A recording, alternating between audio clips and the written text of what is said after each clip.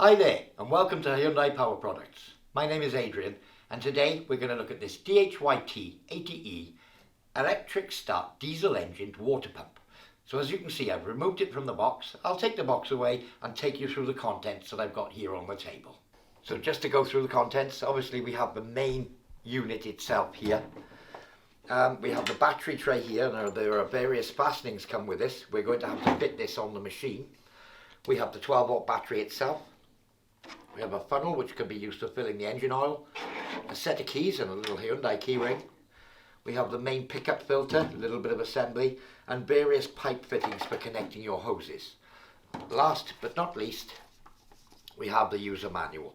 So now it is important that you read the user manual thoroughly before use. So you'll see here at the key start end of the engine, there are these two holes in the top of the frame. I'll just tuck that black lead out of the way. And the battery tray is going to sit on top of the unit like this with two bolts in the two holes. Now you'll see in the bolt kit that we have long bolts and short bolts, and for this we're going to want the long bolts. So I'll just remove the nut from there and pop a long bolt down through the holes in the frame. There we are, that's one in there. I'll just take the second one, it should stay there now. Okay, so that's the two bolts in. Now I'll just reach to the underside, just fit the two nuts in position loosely for the time being. I'll tighten these up at a later stage. So that's the second one. Just hold the nut in place. Here we are. And tighten the two bolts. Now you're going to need 10mm sockets and spanners. If you had a 10mm socket on the top and a 10mm spanner on the underside, that would be the ideal tools for tightening these up. Or alternatively, a pair of 10mm spanners. Okay, so I can take the battery now that I've tightened up the clamps and place it in the battery tray. Now as you can see, I've got the black end of the battery closer to the key switch and the red end further away. That's the correct way. So we have this battery strap now. That simply fits around the battery. And again, we can take two of the short bolts. I'll just line that one up. Bear with me 2 seconds, let's see. There we go. Just push the battery across slightly. So that's that one in the hole. I'll just fit a nut on the back side now. Much the same method as we did earlier. That's got that one started. And another nut and bolt in this side.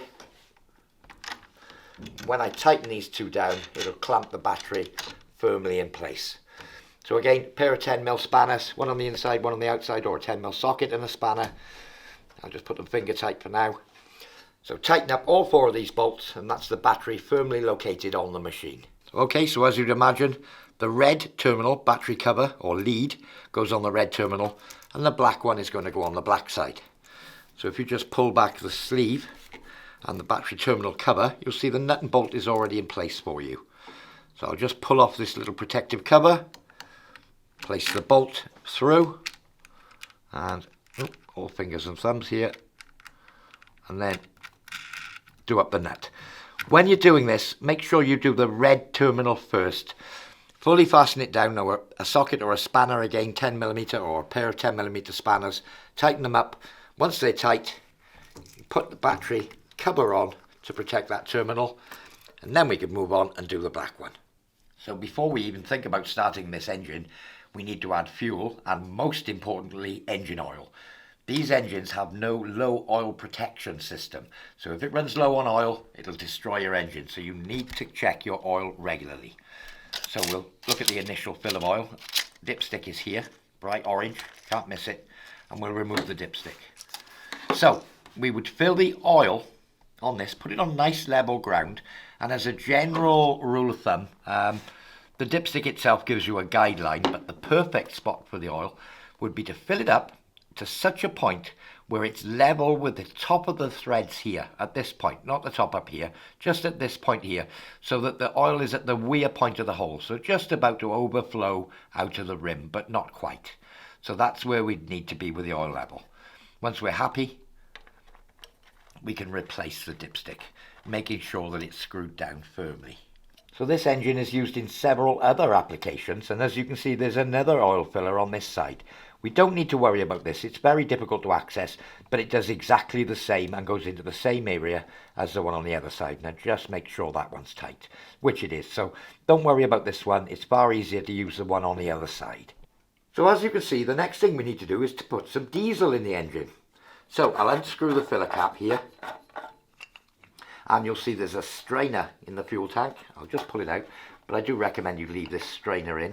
It does just lift out if you want to clean it, but fuel strainer, that'll make sure that any debris you may have on your can is not going to empty itself into your nice clean fuel tank.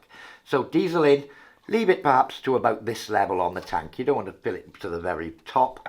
So yeah, fresh diesel. Once you're full, screw the lid back on firmly. If you do spill any, make sure you clean it all up. On the underside of the tank here, you'll see the fuel tap. So before we could even start the machine, we probably need to turn the fuel tap on. So vertical position like that would be on, and in the horizontal position would be off. So if you're planning on using it, you know, a short time after you've gone through these procedures, I'd turn the fuel tap on at this stage to allow any air or anything like that, but maybe in the little fuel lines here, just to percolate its way back into the tank and for diesel to get to the pump. That'll make it far easier to start. So we got various methods of things we need to do to start the engine. We're not going to do it at this stage. I'm going to go on with the assembly and show you how to put the connections on the water pump. Okay, so this is the trash pump version. So it has the easy undo bolts around the outside of the pump. So should you suck up any stones and it stops to operate efficiently, you can open the pump up, clean it out and put it back together quite simply in the field, as it were. Now it will be delivered to you with these two winged nuts fitted on the pump.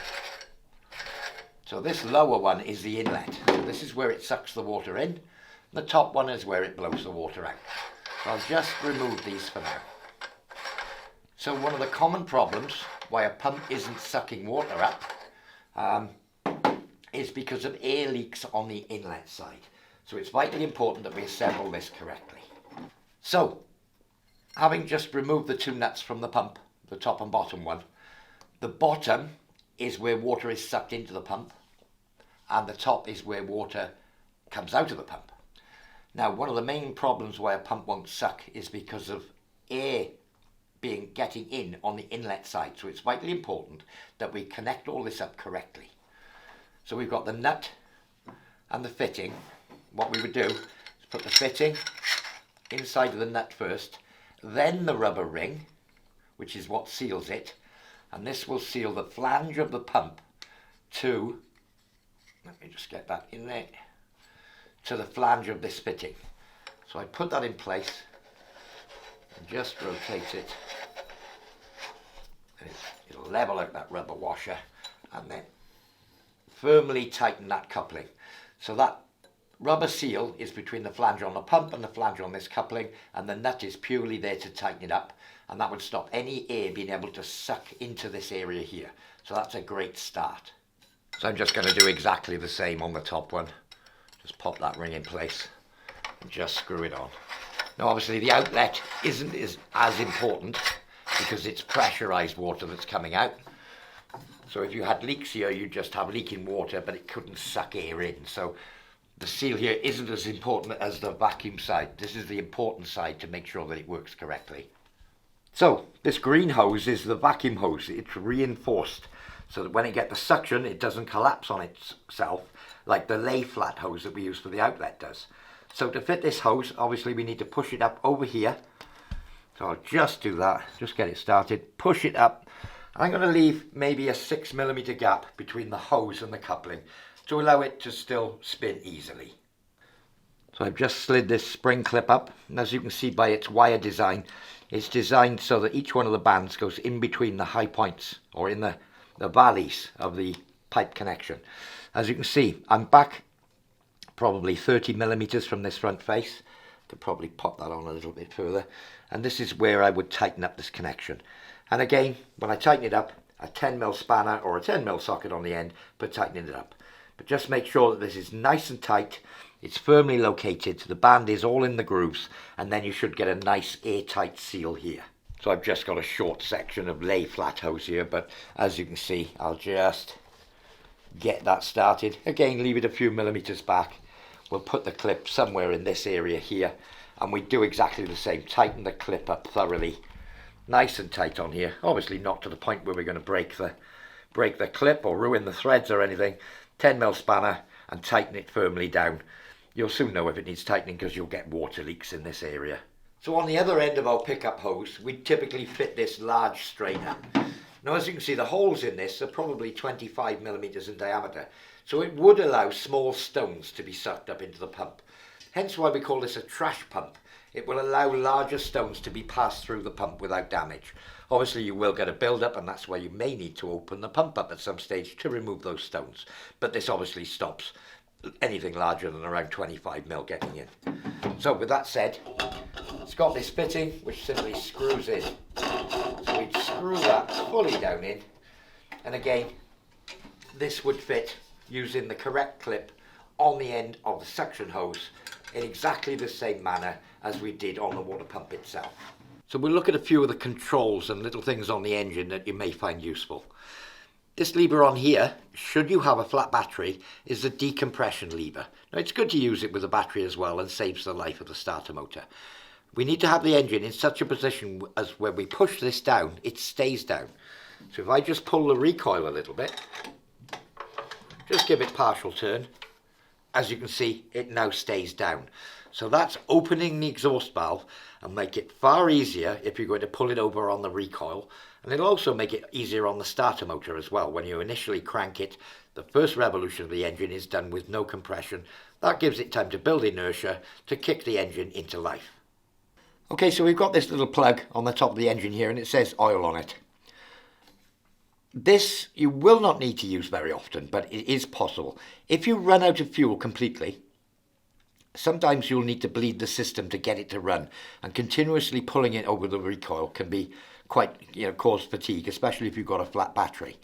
Okay, so what we would do is unscrew this anti-clockwise and put a few drops of oil down into the hole and replace this plug. The oil will then run straight into the inlet manifold. When the engine is pulled over, it will suck that oil into the combustion chamber, and that will aid the starting of the machine when it's run out of fuel. So it may kick a few times over. That may be enough to pump the diesel through and get you up and running again. If your battery is fully charged, you probably never need to use this, even if you do run out of oil, or diesel I should say. So to start the engine, this unit here is the governor. So think of it as a throttle for the engine. When it's loose and up in this top position, it shuts off all fuel and the engine will not start. Typical for starting, if I just pull that up and tighten up the knob here in the run position, that would be maximum acceleration up to its set amount. So that's the position you'd use for starting, and typically you would use it in this position when running the water pump to get the maximum flow rate. So that's the governor. Now when we come to stop the engine, this is the only way to stop the engine. It won't stop with the key. The key purely operates the starter motor. So when you finish with the machine, to stop it, undo the knob, bring it back up there, it cuts the fuel off and the engine will stop. So the unit comes with two keys. This is the ignition switch here. I can put the key in. Now this is not the on off like it would be in a car, but it does start the starter motor. So you turn it until it starts and then release it. Okay, so with that said, ideally what we want to do is to set the decompression lever in the down position. So I'll just try the decompression lever. As you can see, it's not staying down. I'll just pull the recoil slightly, maybe a quarter turn, and there we are, it stayed in the down position. Now, with the governor in the on position, fuel tap on, we can crank the engine until it starts. When it does around a half a revolution, that decompression will switch off again. Don't worry about that, you can crank it until it starts. Once we've started it, the engine's running. To stop the engine, loosen the knob off, the governor will come up and the engine will stop again. So that's the basic engine controls. So you'll see this plug on the top of the pump here. This is for priming the pump. So ideal scenario, you'll have a bucket of clean water, or water without stones and rocks in it, but a bucket of water would be ideal. What we would do is undo this plug and perhaps pour 4 or 5 litres of water down through this hole. That would fill up the chamber in the pump and give it something to start the suction of the water from the pond, container, tank, wherever we're sucking water from. What we would do is fill it to that level, replace the plug, screw it down firmly, then we would start the engine. After a minute or two, you'll hear a difference in tone of the engine and you'll hear the water start flowing in and flowing out from the pump. You may need to do this a few times. It depends on how high this unit is above the water source. If you're going for a great big head height, then it's going to take longer for the water to suck the air up through the pump to be able to pull the water in. So you may have to do it a couple of times in that circumstance. So let's go to the circumstance where our battery is flat. I will say that this pump, when running, will recharge its battery. So we haven't got to worry about it going flat over time. If you're using it regularly, it should be absolutely fine. But if you've left it for a long period of time and your battery's flat, you can start it up manually using the recoil. So the procedure for that, you don't need the key. The procedure, switch the governor on, make sure that decompression valve is in the down position by pulling it perhaps quarter turn if you need to. Let me just do that. So what I would do is, as you can see, that's not staying down. Pull a little bit more. There we are, that's staying down. So now I go back to my recoil and pull it out firmly.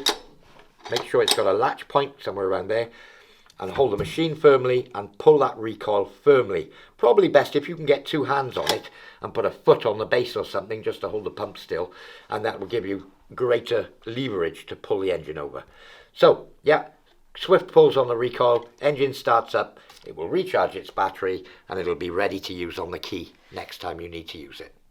As I mentioned at the beginning, make sure you read the user manual thoroughly. There are inherent dangers with a machine like this. We've got the risk of fuel, so if you spill fuel, make sure you clean it up. Never refuel it with the engine running and allow it to cool before refueling. And remember that you have dangerous carbon monoxide from the exhaust which comes out on this side. So always use it in a well ventilated area as well. And wear the appropriate PPE that you think is necessary. Well, I do hope you found this demonstration useful. For more information on this or any of our other products, visit www.hyundaipowerproducts.co.uk. I've been Adrian and thank you for watching.